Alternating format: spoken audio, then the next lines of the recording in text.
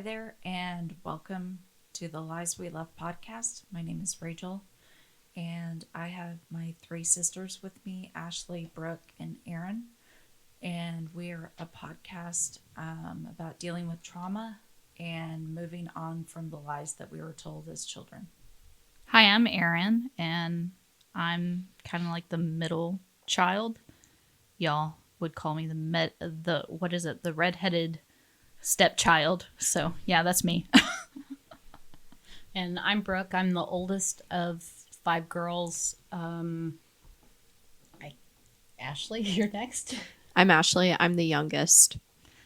So the purpose of the podcast is to bring awareness to different lies that we were taught, and different belief systems, and different things that were brought upon these kids, these 4-5 kids being brought up.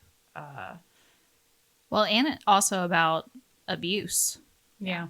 Abuse and trauma, mental abuse, physical abuse, spiritual abuse. Which brings me to a good thought. This podcast is going to be triggering for a lot of people, and it's probably also going to be too mature. The content's probably going to be too mature for some audiences, so just be aware of that before you start listening to this podcast. They're not always going to be so heavy and dark and everything, but we have to kind of lay groundwork before we go into it. And we're not professionals. You know, we go to therapy. We all go to therapy, but we are by no means professionals. So take that with a grain of salt, you know? Basically, we're here to offer awareness and resources for people. Yeah. So let's start by, I don't know, what lies did we leave? Well, how would you guys describe with one word your childhood? For myself, the one word I would describe it was like walking in a fog. It was like two different worlds, like the world I saw going around me. And I don't know, that's not really one word, is it? Yeah, I think for me, I would describe it as I was very oblivious, just very aloof to everything. I was aloof to the world around me and to the world I was living in. For me, it was definitely scary. There were a lot of scary things, and scariness was a big part of my childhood. People were scary, situations were scary, and yeah, that's how I would describe it, as very scary. What about you, Ashley? For me, I would describe it as shameful. Just our entire, the way that we were treated growing up, what we were allowed to do, what we were not allowed to do, kind of what we were taught, like the lies that we were taught to believe about our bodies. In a little bit, we'll kind of talk about the environment that we grew up in, the church that we grew up in, and just kind of what life was like growing up. What were some of the things that set us apart? Like, we're all married. We have told our husbands stories, and a lot of them laugh because they're like, what the heck did you grow up in? Sometimes I think Travis has stopped laughing. That's my husband. And he just like puts his head down and shakes his head. Like that's pretty much where we're at right now. There's so many times people give me looks, and I kind of revert back to when Kimmy Schmidt first came out, because I get the same kind of looks and reactions of people that like grew up in a cult, basically. Yeah, that show was pretty funny. Like her so happy with her childhood and how she was raised, and then she gets out into the world, and then people are like, you did what? And what happened to you?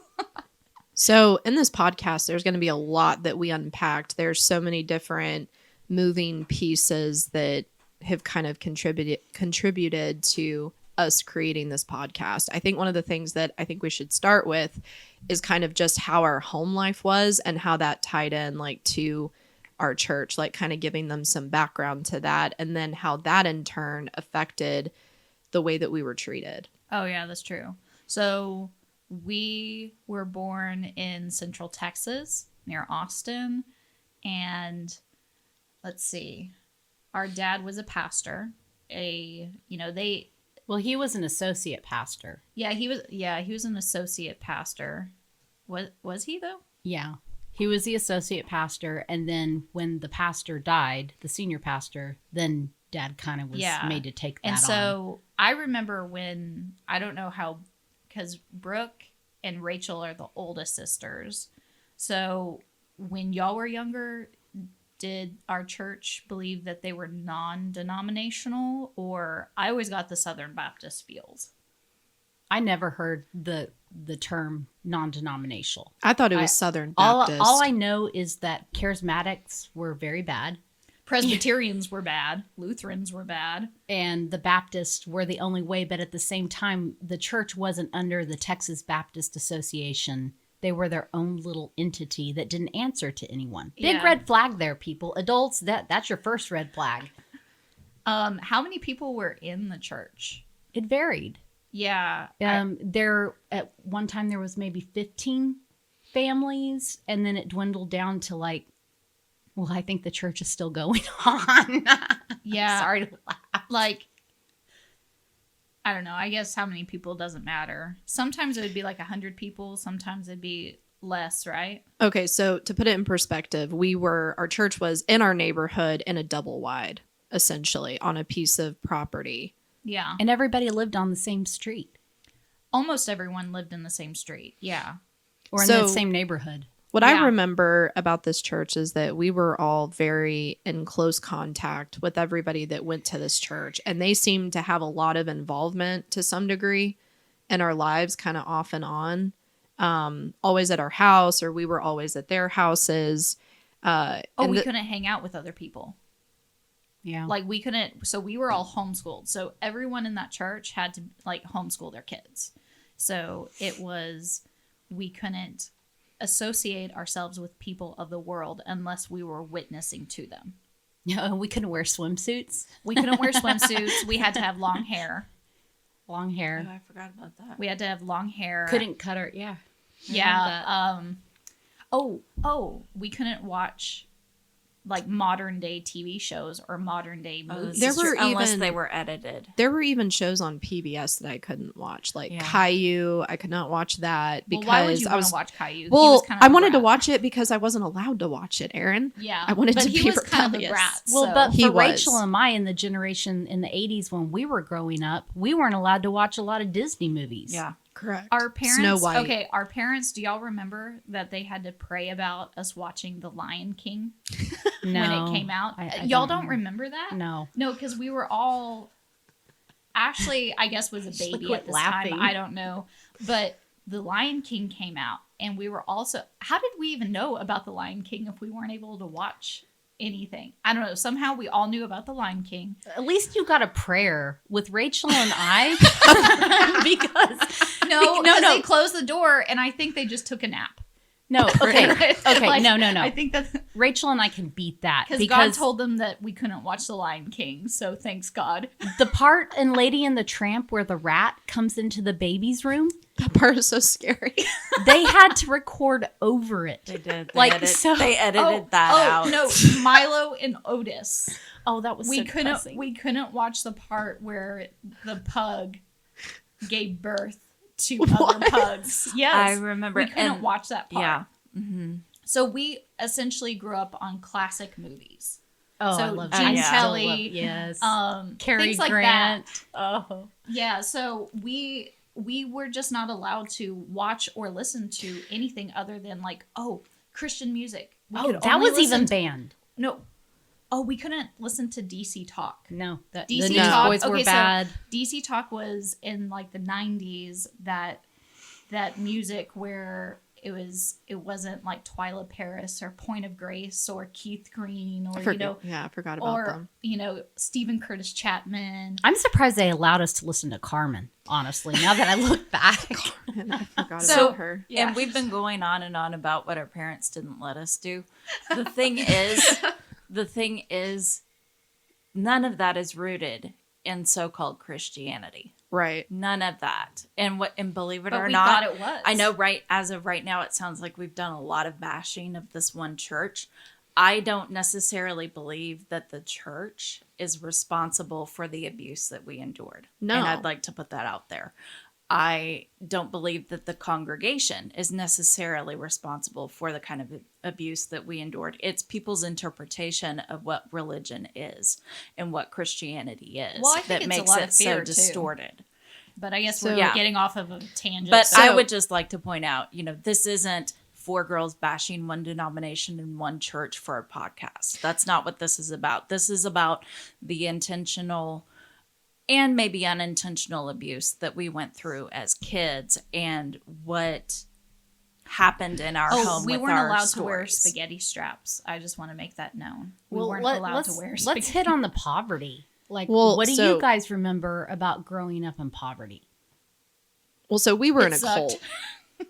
We were in a cult, and that's basically kind of what we're describing, and that influenced a lot of the things that were happening in our home. But Yeah. going back to Brooke's point about poverty, I guess for me, what I remember is like our electricity being turned off for 3 days at a time, and I was told to get water from the bathtub and heat it up. And I know that there are some places and families that might have to do things like that, but there was constant like begging for money Oh yeah. from our dad to other people, And Mom. and It was being That in was very debt embarrassing. because of like being in debt because we constantly had to ask for money. There was for one stuff winter like that. I remember we didn't have any propane, and we were Yep. all walking around with blankets on because we were so cold.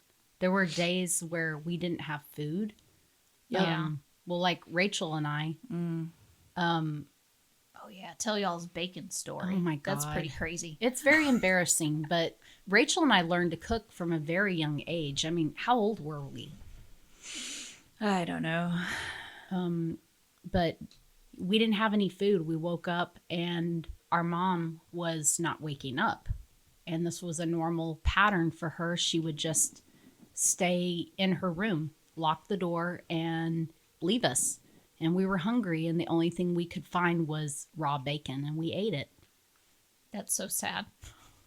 I don't know why you're laughing. I don't know. Sometimes when you go through so much, all you can do is just laugh, and you're like, oh, okay.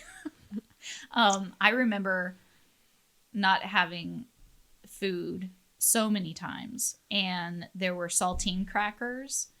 I found saltine crackers, jelly, and I don't even think we had peanut butter. Sometimes we did, and so I'd make like this stack of saltine crackers with peanut butter and jelly, and I would see how high I could make it, and I would eat all that, and that's all I would eat sometimes. Not because I was picky, but because we didn't have anything. Yep. Now, here's the thing. It's not abuse to grow up in poverty. That's not what we're saying. There's a lot more that you, the audience, will be able to kind of, make your own interpretations throughout this podcast. But essentially, we're not trying to claim that, when you're living in poverty, that somehow is just abuse or neglect. There's a lot more that goes into it that we'll talk about. But with the poverty, it was just a lot of not having our basic needs met, but having our mom's needs met. She yeah. could get her expensive, what was the makeup that she would buy? Merle Norman. But like I would go without deodorant, for example, when I was almost a teenager. I was a preteen at that point. Or we wouldn't have food in the house, like legitimately. And I would always go to my friend's house who lived 2 houses down to eat because they always had sandwiches or ramen noodles. So I did that. So depressing. So I guess The other thing that we haven't really talked about that went into play with this whole business is the fact that everybody was covering up the fact that our mom was an extreme addict. oh yeah. And daily use and abuse of either alcohol or medication, prescription drugs was a daily occurrence in our house that the cult just decided to overlook. I'm really interested. When did y'all each first know that? Like, when did y'all each like figure that out for yourselves? So- And it hit you. I was like 14 or 15. So What did you notice though? Like, what was the moment, or like what happened? How did that hit you? I remember just thinking this can't be normal. This can't be normal life, because I don't get the luxury of just sleeping in my bed all day and having breakfast served to me on a tray, breakfast, lunch, and dinner. I don't get that luxury, and I don't have that need either. And she's not genuinely sick. So I went to a quote unquote elder and I was like, what is the deal? And she basically told me, your mom uses medication. she said that. Really? Absolutely. I didn't my know God. that. Absolutely. Oh wow. Yeah. Your mom's got a problem. I Really? was Did you Yes. confront her about it? No. Oh, Why would I? She wouldn't remember it anyway. yeah. There were two instances for me. The first one, because growing up, I felt dumb. Like Aaron, you said earlier that you didn't catch on to things. I was very aloof. Like, yeah. we went to a doctor's clinic to swim in a pool because someone that lived with us worked there. And I caught that lady who lived with us trying to make sure that all the medication was still in there from so when drug reps come in, they will give medication samples and stuff. And I saw her making sure, and I asked her what she was doing, and she said, I'm just making sure everything's still here. And I thought that was weird. And then years later, I knew there was a problem because I had moved out of the house, went to Florida, worked for a nonprofit, came back, and I moved back in with my parents. And at the time, it was only Ashley and another sister living at the house. And I had a really bad broken tooth. And the doctor extracted it because I didn't have health insurance or, dental insurance to pay for it. So he just removed the tooth. And he gave me hydrocodone. And that hydrocodone went missing. And that same day, I walk in the house and I hear screaming from the bedroom door. And Rachel was there that day coming to visit or pick up something. We were at the door and we hear our mom beating Ashley and spanking her. I mean, she called it a spanking, but she was beating her. And I remember hearing Ashley scream and our mom saying, your will isn't broken yet. And I just remember Rachel's face getting angry, and she walked away, and my fist just clenching. And then several days later, Dad asked where my medication had gone, and I confronted him and I said, ask your wife. And they kicked me out.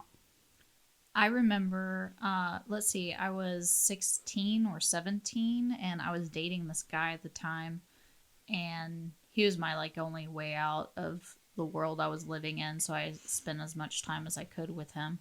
And my parents were upset about something I did. I don't know. It's probably having sex outside of marriage. I don't know. And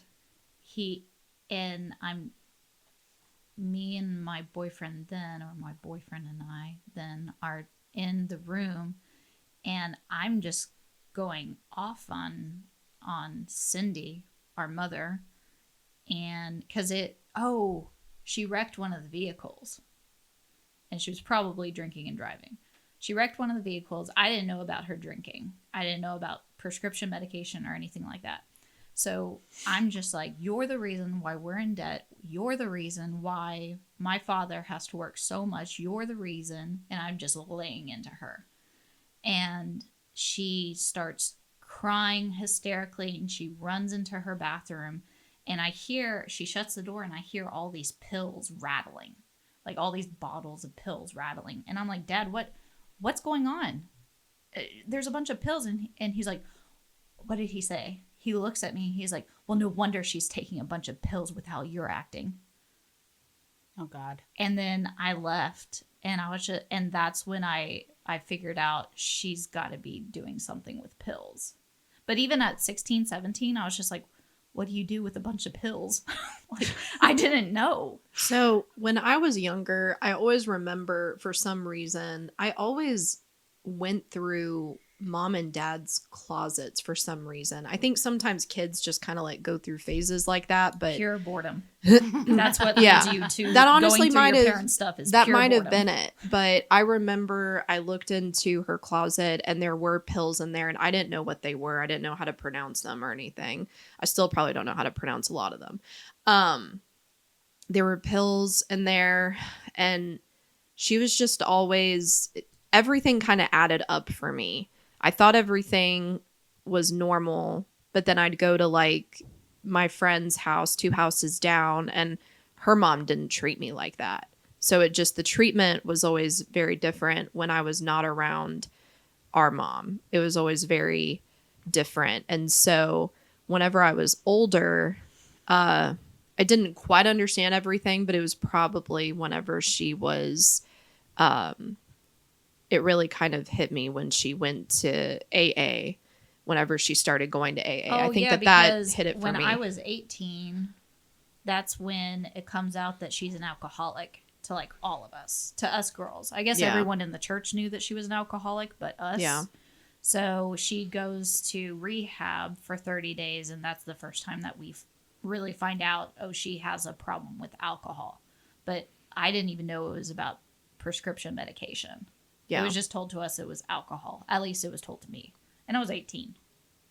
So I think we should maybe talk a little bit about The lies we left. how, no, not yet. I think we Oh. should talk about, I think we should talk about like No, not mom and dad's treatment, like towards us. Like, what do we remember growing up about how was we just- were treated? It was so inconsistent. Like one day, mom would take us out to like play with animals or go gathering pecans, and then other days she wouldn't get out of bed. I don't remember that. I don't remember that. A lot of consistency. I remember it being consistently bad. Yeah, I don't.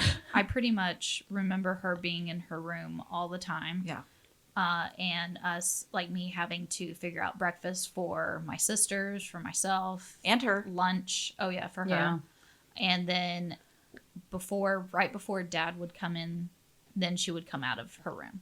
And this is all under the heading of becoming a virtuous woman, a Proverbs 31 woman who knows Yeah. how to serve people. Yeah. Well, No and- bitterness there. Sorry. Well, and we weren't really educated. We were quote unquote homeschooled, but No.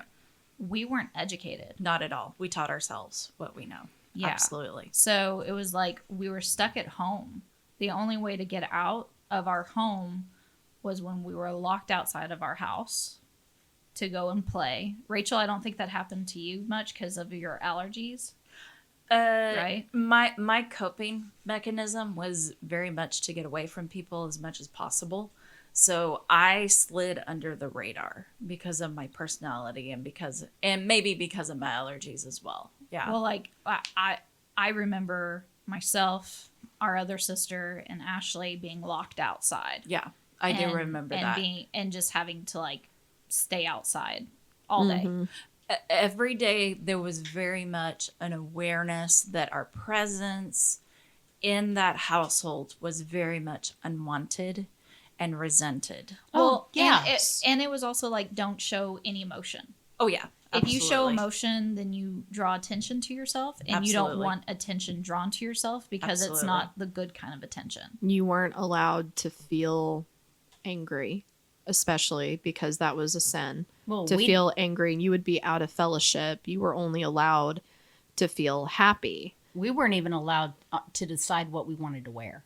We had no say so on that. And what I remember most about Dad, and it's like a dream. It's a very foggy thing because I remember him playing with us. He was a good dad for what he could do, but looking back, there's so many lies that have been burst, and I don't know anymore what is real and what wasn't. Like, I really struggle with, Dad did play with us, but I also remember him being very frustrated, angry, anxious, worried. I know he talked all the time about finances, and I remember it scared me to death because I had a lemonade stand with my sister, with Rachel, and our friend. And we made, I think, maybe $7 or $8. Oh hell! And I I know where this remember is the going. street. I remember the street we lived on. It scared me to death. I think I was only 6 or 7 years old. He asked me if he could have the money. Are you serious? That's pretty shitty. $7? Well, I mean, as a kid, like No, it- I'm not I'm saying just to taking- you. I'm saying he asked for $7. Yeah, and my whole world, I was just like, well, if Dad can't even, if he doesn't have money, like it just terrified me. I remember. I don't think he was a good dad at all. Oh shit! You like. I'm sorry. I'm just gonna call it like I see it. He was not a good dad at all. I think he was. He was. I think he did the best. I think for he what would he tell was- you. I I think- think he would tell you that he wasn't a good dad. So our dad, he worked all the time, and even as a kid, I very distinctly remember that he was very anxious, but I didn't know how to label that at the time because I didn't Right. know what Oh, he anxiety so was. anxious. So he was so anxious. He worked all the time. He'd come home. He was very restless just all the time. And I never understood why, but he was always stressed out. He very frequently would yell at us. He'd get very angry, and he was very defensive of Cindy. I remember thinking the way our parents were around the church, like I liked them around Yeah. It's like they were other different. people. They were very Yeah. different. Like Dad was very happy. He was Yep. very hilarious he and was- charming maybe, I don't know. around other people. I mean, I don't. I mean, everybody's which gonna. which really ties back into my theme that I was talking about earlier. The parents that we had were different than what everybody Yeah. else is experiencing. This podcast will probably shock a lot of people. Yeah. But we're not here. We're not really here to shock people. We're here to tell people how it really was. We're here to body slam them into the ground. So Facts. Dad was very, I remember he was always very, he was kind of manipulative Oh, he with was different very stuff. He manipulative. was very, the way that he would talk to you, he was very passive aggressive about stuff. I just remember as a kid, though, he was kind of MIA, just like Yeah. Cindy was. Mm-hmm. At least that's how it was for me in the parts that I remember. Oh, we growing were up. told. I remember being told by Dad that I wasn't smart enough to go to college. Like there were no dreams that were fed to us. Yeah. There were no hopes. There were no like how I asked my kids, "What do you want to be when you grow up?" Oh yeah. Yeah, there Like, was none of there that. there was nothing like that. There were no questions like to develop a child's mind Yeah. and make them believe that they can do anything. There was nothing like that. There was a I- lot of down. It was like the downgrading. only way that you will get out of this is you will get married. Exactly. You will get married, and that is your role, and you will have children, and that's what a woman does. Yeah. That's at the end of this. This isn't us bashing our mom or our dad, but it was very much an equal partnership in the type of abuse and the type of children that they raised. And it's completely evident. Completely evident. Yeah, I know for me, like, I'm pretty sure Cindy, our mom, told you guys this too, but do you remember Cindy telling you guys, I never wanted you? She Yes. always said that she never wanted to have kids, and she never planned on having any of us, and that all of us were accidents. It was just, her behavior was so weird. She would act like a 2-year-old on some things. And then she would go into this raging anger. Like when she'd brush my hair, she'd rip my hair out. And I couldn't, like my entire existence, I just didn't feel wanted. She Yeah. yelled a lot, and it's not that it's necessarily abuse when somebody's just sitting there yelling, like once and every now and again or whatever. But it's the fact that it was constant. That was her behavior. She wanted to be incredibly rude, and like it was just verbal abuse. And on top of that, she made us believe that we were her servants, and she would demand coffee and bed and basically a tray. I'm not even joking. I think we had a tray that No, we we put did. her toast and jelly on, and coffee, a napkin. Her And toast if had we to didn't be bring cut it at in an angle. correctly, if we didn't bring it in correctly, you had to start over, Yeah, go no, out of the one room time and come back in. she told me to make her toast with what is that stuff called? Apricot chill? Apricot. Marmalade. Marmalade? Yeah, Is that it's it? I probably hate marmalade. that stuff to marmalade. this day. Yeah, I hate orange marmalade.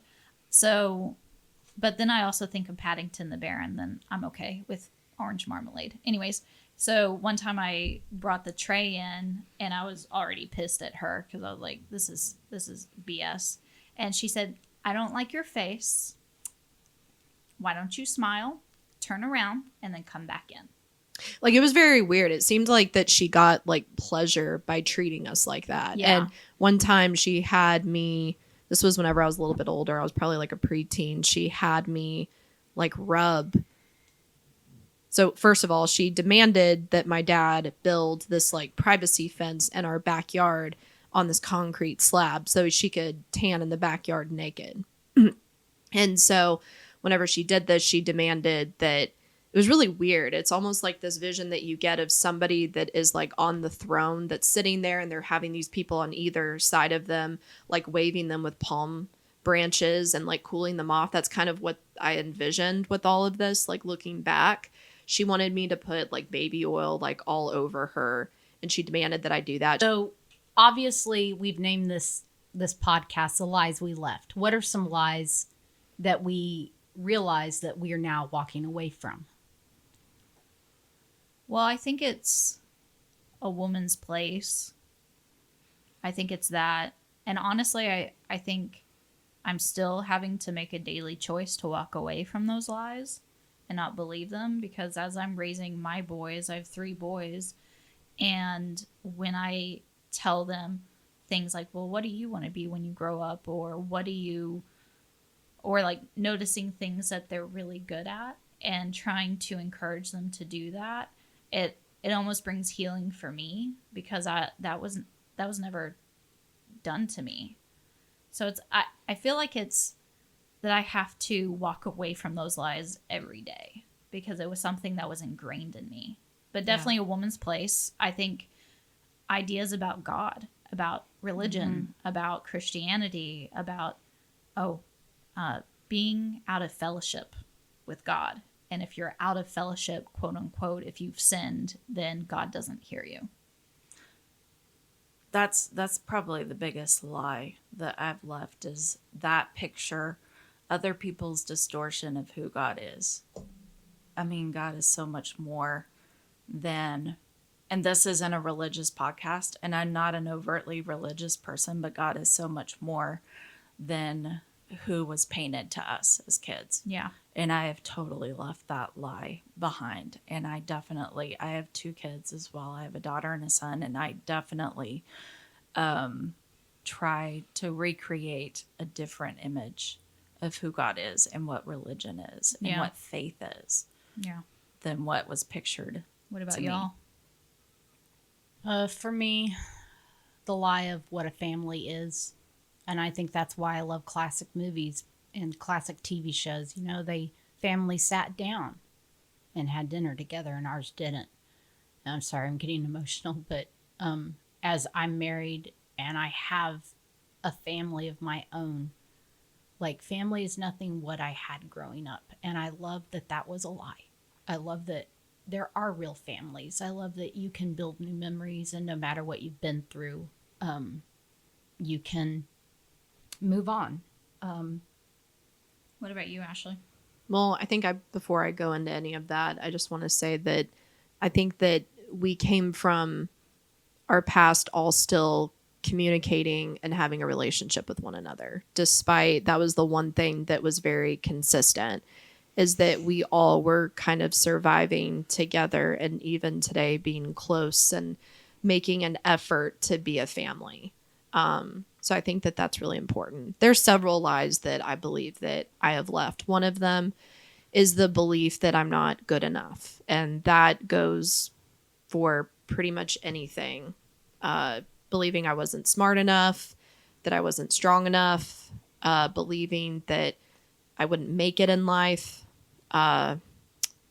just believing that there could be good and hope for my life. I think that that's one of the biggest lies that I think I've been working on coming away from. And I'm 26 today, and I still struggle with feeling that way sometimes. And so, it's been a lot of work, I think, for all of us to get to where we are today. So I am very proud of all of us. I think that, so one of the big reasons why we started this podcast is not just to go into the kind of just how our childhood was, but also to talk about like what brought us together here. And that's really the biggest thing that started all of this and kind of started the huge therapy. And we'll go into that in a different episode, but just kind of a briefing on it. And it's not all going to be sad, guys. Do you guys remember the brown van? Yes. Yeah, that was really embarrassing, actually. I mean, That was there's the most embarrassing thing about my I mean, we childhood. grew up in a room with. But didn't you say that brown van was bought by someone in the church? Yeah. What's the story there? Oh my gosh. So apparently there was this really long. I don't even know if they make them anymore, but it's like one of those. Oh, they do. Okay, yeah, it's the vans that you can pay to go get a ride to the airport in. They're like tons of seats inside. And for whatever reason, our mother conned the guy who owned it, who was a deacon in the church, to give her that van. How she did that, I don't know. I think things like that are just so shameful. But I think living as a kid, being my parents' child, I was very much aware that we took money from people. And it was very embarrassing for me. It was very shameful for me. That's why I wanted to earn my own money, and I never wanted people to pay my way for anything. Well, we all started working and having odd jobs when we were very young. Yeah. Because we needed things. So to hit it back with Ashley so that people can know why we are doing this podcast. So I guess I don't know. Okay, so we started. Rachel, you started therapy long before any of us started therapy, I did. So having Rachel talk about therapy and the things that she was learning, that was really the catalyst for me to eventually go to therapy. Our dad died in 2016. No, 2017. No, it was 16. You were right. Oh, 2016. So he died suddenly in 2016 from hypertension, heart disease.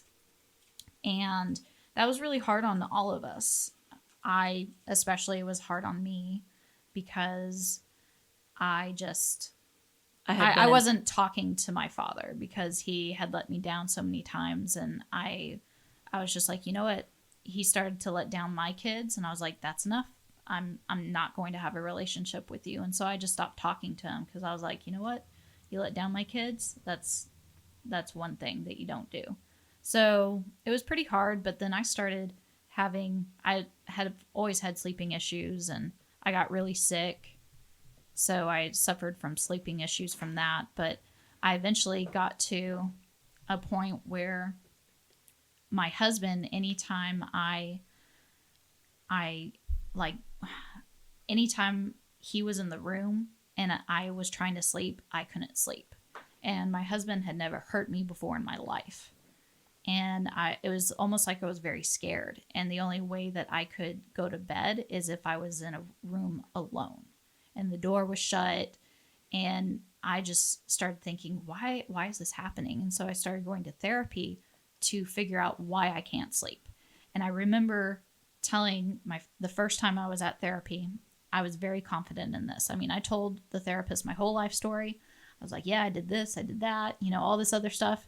But one thing I was for sure of, I had never been sexually molested in my life before. It was something that I would just very matter of fact, this has never happened to me before. Because I thought, well, if that's ever happened to you, then you remember stuff like that. So going into therapy and doing a therapy of EMDR, I just had this realization that I was molested by a friend's older brother when I was younger, and how I forgot something like that, that was very interesting. But I then realized that I had this memory of these red fingernails touching me in very inappropriate places. And that really like shook me up. I didn't know what to think about that, but I told you, Ashley, about the molestation. And then you told me something. Yeah. And I guess for the sake of saving a lot of this for the next episode, but I guess the Cliff Notes is basically that, I've always, looking back on my childhood, there's always been very little that I've remembered. Like some people can seem to recall so many things from their childhood and experiences, but it was always like a blur to me. And I never really knew why that was. I mean, some things I remember very clearly. But in 2016, I was hired as an investigator for Child Protective Services, and I had to start doing my training. This was all a month before our dad passed away. And I had to do the sexual abuse training.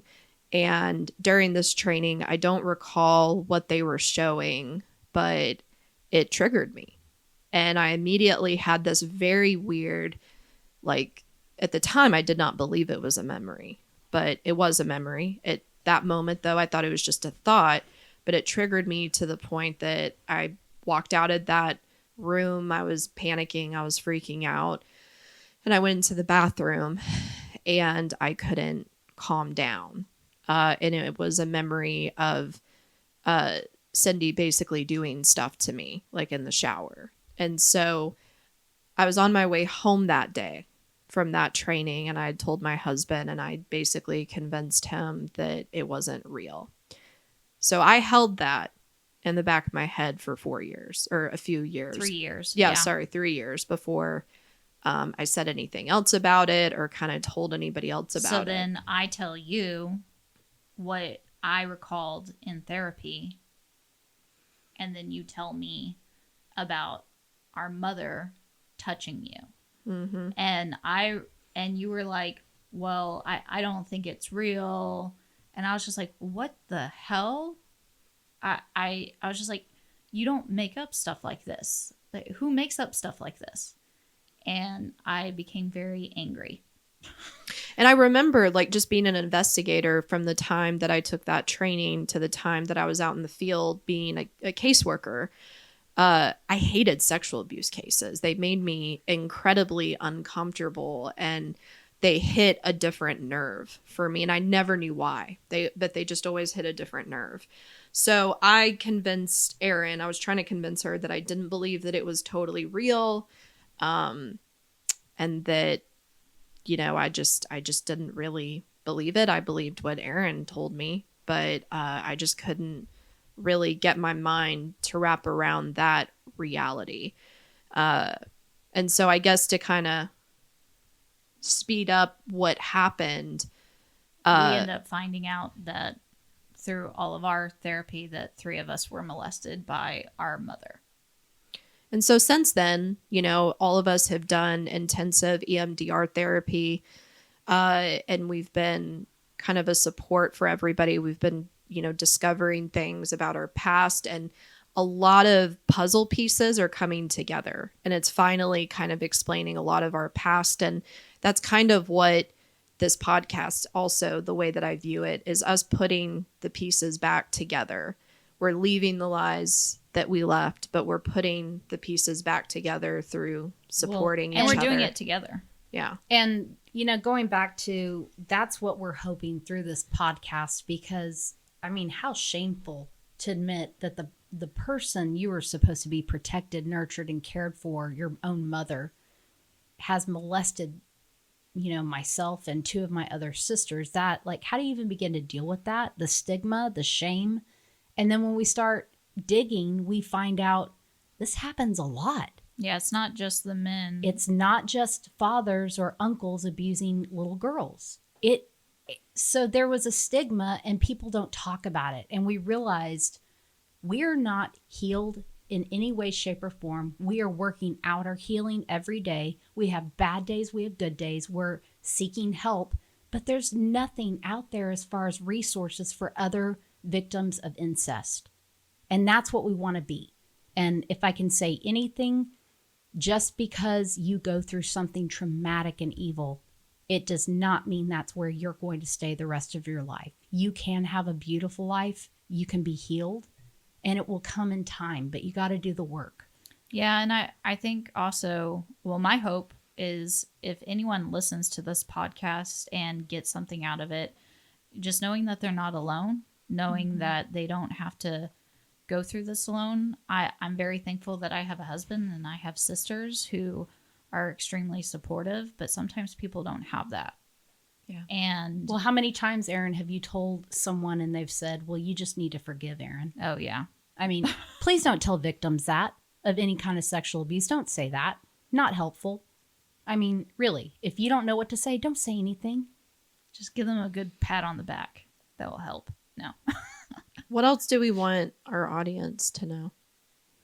Well, this isn't just for women, Yeah. because this kind of stuff happens to men too, to boys. It's not just one gender. It's not just, abuse doesn't know, just one type of person. It happens to anyone. Well, and I'd go so far as to ask the question, how many kids in the church that we grew up were sexually abused? I've spoken to quite a few of the kids that I grew up with, and all of them were like, yeah, I was molested. Oh my gosh. So I don't know. I think hopefully this just at least airs out some laundry. I think for me, what I want the audience to know is that you're not crazy.